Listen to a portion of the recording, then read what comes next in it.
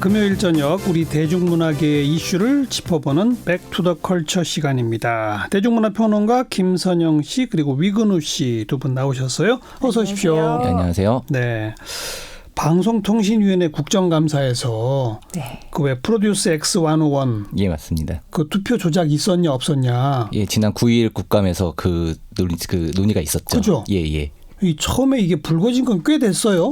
그러니까 정확히는 이제 이 프로그램의 최종 순위가 발표됐었던 게 지난 7월 19일이었었거든요. 7월 19일. 예, 근데 11명의 그 데뷔조가 이제 뽑히게 됐었는데 그때 이제 뭐 1위부터 이제 뭐 11위까지 그 투표 수에 대해서 그 이 프로그램을 좋아하는 팬덤이 모여 있는 갤러리에서 이제 인원 간의 투표 차가 똑같은 숫자로서의 그러니까는 표 차가 있다. 1등과 2등 사이, 사이에 2등과 3등 사이 사이가 이런 식으로 차이가 똑같더라. 예, 그리고 어떤 패턴이 그려진다. 예, 뭐 또 다른 그 투표 차에 있어서도 특정 상수에 이제 그 곱셈되어 있는 숫자들이다라는 맞아요. 이제 그 논란이 있었고요. 그거 그러면서 어떻게 이제 찾아냈나 몰랐어요. 근데 요즘 이게 팬덤을 우습게 보면 안 돼요. 팬덤들이 정말 그 하나하나 수작업을 해서라도 다 밝혀내기 때문에 예, 예. 이건 정말 무시할 수가 없는 거거든요. 아무튼 뭐 그런 의혹이 제기가 되고 방송사 측에서 처음에는 아니라고 하고 그러다가 이제 사실로 드러나고 있어요. 지금 이제 조작이 사실화됐다라고 말씀을 드리긴 어렵지만 어쨌든 지금 엠넷 측에서는 원 데이터를 지금 제공을 하지 않고 있고요. 그리고 이제 경찰 수사에서 지금 이제 밝혀진 것은 이 제작진 그 휴대전화에서 뭔가 조작 정황이 담긴 어느 정도의 증거가 나왔다 정도까지의 얘기가 나오고 있고 지금 이제 계속해서 수사를 진행하고 있는 중입니다. 네, 네. 그러니까 이게 먼저 팬덤들 사이에서 의혹이 불거지면서 팬들이 진상규명위원회를 조직을 했어요. 예, 예. 그래서 이들이 그간의 논란을 정리를 해서 경찰에 직접적으로 수사를 의뢰를 하고 경찰의 수사가 시작되면서 이게 다른 언론에까지 이야기가 크게 이슈가 되면서 그렇죠. 결과적으로 국감에까지 등장을 하게 된 거거든요. 네, 네.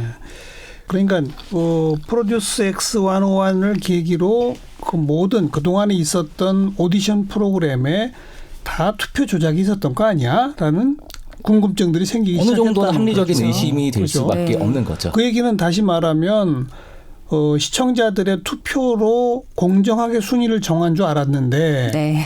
그게 아니라 제작진의 농간이 있었다 이건가요? 그거죠? 그러니까 조작이라는 게 그런 거죠. 시청자들이 분노한 포인트는 이게 사실은 대국민 투표를 굉장히 강조를 하면서 그리고 오디션이라는 게 일단 출발부터가 그런 거잖아요. 우리는 공정한 기회를 주고 공정한 룰에 의해서 경쟁을 해서 정말 실력이 있는 참가자를 뽑겠다라는 의도하에서 시작이 됐고 예. 거기에 이제 부호응을 보내는 시청자들이 이제 실제적으로 이렇게 문자 투표를 유료로 하면서까지 자신이 응원하는 참가자를 이렇게 인기투표를 했는데 그게 만약에 조작이라면 그러니까요. 이건 이제 시청자 허탈한 거죠. 기만이죠.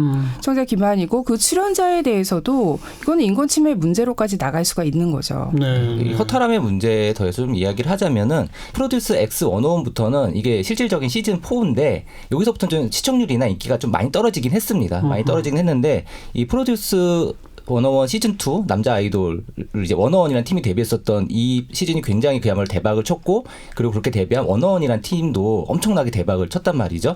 결국 이 쇼가 쇼만으로서 끝이 아니라 이 팀에 대한 굉장히 그 프리 프로모션으로서 굉장히 큰 효과를 발휘했는데 결국 그 효과는 국민투표라고 하는 그것으로서 받아놓고서 결국 이제 이 만들어 놓은 것은 제작진의 만약 입김이 자격했다라고 한다면은 네. 이거는 이제 기만도 큰 기만이고 어떤 면에서 이 쇼에 국민들이 좀 정말 이제 이용당했다라고도 네. 볼 수 있을 것 같아요. 네. 출연자들도 이용당하고 시청자들도 이용을 당한 예, 거죠. 물론 이제 지금 이제 확실하게 이것이 다 밝혀진 건 아닙니다만 아직 이 확정할 수는 없으나. 의혹이 이게 그렇게 다 밝혀진다면은 이제 네. 그런 문제들이 있다는 거죠. 네. 근데 이게 지금 프로듀스 X101이 네 번째 시즌이라고 말씀을 드렸는데 여기에서 이제 먼저 팬덤이 일어나서 이렇게 진상규명위원회를 조직을 하고 이렇게 된 게 어느 날 갑자기 이렇게 딱 탄생한 게 아니라 시즌 1에서부터 어떤 그 프로그램 내에서 이른바 PD픽이라고 하는 제작진의 어떤 그 밀어주는 어떤 출연자 밀어주기 논란이라든지 예. 특정 기획사와의 어떤 유착관계라든지 이런 것들 물론 팩트는 아니지만 그런 논란들이 팬덤들 사이에서 계속해서 불만과 비판이 제기돼 왔기 때문에 네. 이거 그래서 팬덤들이 이제는 급기야 투표수까지 직접 집계를 하기 시작한 거죠. 의심이 있으니까 분석에 들어간 거지. 그렇죠. 그냥 분석하지는 않았을 그렇죠. 거 아니에요. 예, 맞습니다. 그러니까 시즌 1부터 사실은 시즌 1 같은 경우는 치명적인 문제가 1인 1투표 시스템이 아니었었거든요. 예, 그러면서 이제 어느 정도 되게 더 부지런한 쪽에서 뭔가 팬덤 안에서도 조작이 가능한 시스템이 있었고 그 문제가 받아들여져서 시즌 2에서는 이제 그 1인 1투표 시스템이 됐지만은 그 당시에도 뭐 이제 뭐 아이디 거래 정황이라던가 이런 문제들이 있었었거든요. 아이디를 서로 거래해요? 예, 그래서 이제 그러니까 말하자면 누군가 밀어주기 위해서는 필요하니까요. 어. 예, 그런 식의 그런 정황들이 있었기 때문에 계속해서 시즌마다도 그런 공정성 문제에 대한 의문이라는 것들이 계속 제기돼 왔었고 이번에 말하자면 그 어떻게 또 그런 걸 다 조사했느냐라고 하셨지만은 어떤 면에 있어서는 정말로 걸리기만 걸려라 하고 있었던 준비되어 있었던 상황이라고도 볼 수 있을 것 같습니다. 네. 최악의 경우를 상정한다면 제작진이 하나의 아이돌 그룹을 사실 이미 다 만들어 놓고 네. 이들을 띄우기 위한 사전 홍보 작업의 일환으로 오디션 프로그램을 만들어서 써먹은 거 아니냐. 이제 뭐 최악의 상황을 그러니까요. 말씀하신 거고 저는 이제 그것이 아주 뭐 그 말이 안 되는 건 아니라고 생각을 하는 게 왜냐하면은 특히 이게 팀을 뽑는 것이기 때문에 네, 네. 그냥 이제 슈퍼스타 K처럼 이제 뭐 그냥 1등 한 명을 뽑는 게 아니라 팀을 조작하는 거기 때문에 사실은 팀이라고 하는 거는 그 인원의 구성이 되게 중요하거든요. 그러니까는 네. 이게 1위부터 10위까지 국민 투표를 받았다고 해서 그게 베스트 조합이라는 보장은 사실 없습니다. 팀워크는 다른 얘기니까. 예, 다른 얘기 때문에 그렇기 때문에 어느 정도의 윤곽을 그려놓고서 이제 제작사와 PD의 네. 입김이 들어갈 가능성이라는 것을 우리가 좀 의심해 볼 수 있는 거죠. 그러니까 이게 CJ가 시즌 1에서 이 프로그램 프로듀스 101을 그 런칭을 한 다음부터 계속해서 그 사람들이 우려를 제기했던 게 이게 방송사가 직접적으로 매니지먼트를 하게 되는 거잖아요. 맞아요. 그러다 보면은 이제 다른 기획사들은 어떻게 보면 방송사의 하청업체가 되는 거고 그냥 네. 인력을 제공하는 거죠. 그러니까 그런 거에 대한 우려가 계속 있었는데 실제로 이게 조작이라는 판명이 난다라고 하면 실제로 정말 그 방송사가 완전히 장악을 해서 예. 하나의 팀을 그냥 프로모션을 하는데 예. 기획사라든지 출연자라든지 시청자들도 전부 동원이 된 거죠. 네. 아무튼 이거는 검찰 수사 결과가 나오고 아마도 재판까지 가봐야 그 마지막 판정이 날 거예요. 그죠? 그렇죠. 방송사 측은 지금 계속 부인하고 있는 거죠? 예, 부인을 하면서 이제 이게 우선은 그 진상위원회가 그 얘기를 그 문제를 제기했을 때는 이제 뭐 이거는 투표 그 숫자는 약간의 뭐 차가 있었으나 이제 뭐 순위는 뭐 아무 문제가 없다라고 했는데 계속해서 이제 문제 제기가 되면서 이제 자체적으로 그럼 우리도 수사 기관에 뭐 의뢰를 하겠다라고 네. 여기까지 오게 된 건데 네. 뭐 계속해서 뭐 반박을 하게 되겠죠. 예. 그리고 아이돌 학교라는 프로그램도 비슷한 논란이 또 있나요? 그러니까 이게 한 지상파 뉴스에서 이게 엠넷에 대한 취재를 들어가면서 아이돌 학교에서 있었던 어떤 그 참가자들의 인권 침해까지 한번 보도가 나간 적이 있어요. 예. 그러니까 이거에 응답해서 이제 이혜인이라는 참가자가 자신의 SNS를 통해서 실제로 그러니까 말하자면 첫 내부 고발자가 나온 거예요. 예. 그러니까 실제로 그 아이돌 학교에 참석했을 때 프로그램 내에도 불공정한 진행들이 계속해서 있었고 그 연습생들이 그 참가자들이 전부 다 합숙을 하는 시스템이었기 때문에 예. 그 과정에서 굉장히 인권 침해가 있었다라는 것을 굉장히 구체적으로 서술을 그러니까 조금 더 했거든요. 구체적으로 불공정의 사례는 어떤 거고 인권 침해 사례는 어떤 거를 우선은 얘기했어요? 불공정 문제 같은 경우는 앞서 말씀드렸던 것처럼 이제 예선 참여 그러니까 여기서 이제 그 프로그램이 시작할 때 9명의 이제 최종 데뷔조를 뽑기 전에 이제 41명이 이제 시작을 하는데 네. 그 전에 예선을 3,000명 정도 이제 예선을 진행했었는데 그 41명중에 그 예선을 참여하지 않았었던 이들도 있었다라는 것을 이제 우선 주장을 했고요. 이제 본인도 이제 그런 제안을 받았다라고 이야기를 했고, 예. 그리고 이제 이 41명에 대해서 전속 계약이 됐다라고 이야기했지만 사실은 전속 계약되지 않은 케이스들도 있다라는 것과 그리고 이제 그 프로그램 경연상으로 보면은 방송에 나왔을 때는 뭐 팀 대 팀 대결로 나오는데 사실은 원래는 이제 출연자들에게는 팀 내에서 1등 뽑기 미션이라고 받았다가 갑자기 중간에 변경되는 식으로 예, 그런 식으로 룰 변경이 됐을 때 그럼 유리한 사람이 생길 수밖에 없는 그렇죠. 거죠. 예, 그리고 자기 팀은 뭐 라이브로 경연을 했는데 다른 팀에서 립싱크를 하는 경우가 있었다라든가. 그러니까 맞아 우리가 생각하는 당연히 그 정도의 그 공정성을 지켜지려 생각했었던 것들이 네. 이렇게 지켜지지 않은 것들이 되게 많았다라는 것이죠. 그것도 역시 특정 사람 몇몇에게는 각종 특혜를 주고 이제 그렇게 그럴 수가 의심해 볼 수 있는 거죠. 네, 누군가는 분명히 그 변경된 룰에 의해서 특혜를 입었을 가능성이 높고요. 그리고 인권침해 문제 같은 경우에는 이게 합숙 생활을 하면서 굉장히 기본적인 이야기. 이게 양평에 있는 한 공간에서 합숙이 진행이 됐는데 그 5월이면은 밤에 굉장히 추웠는데 네.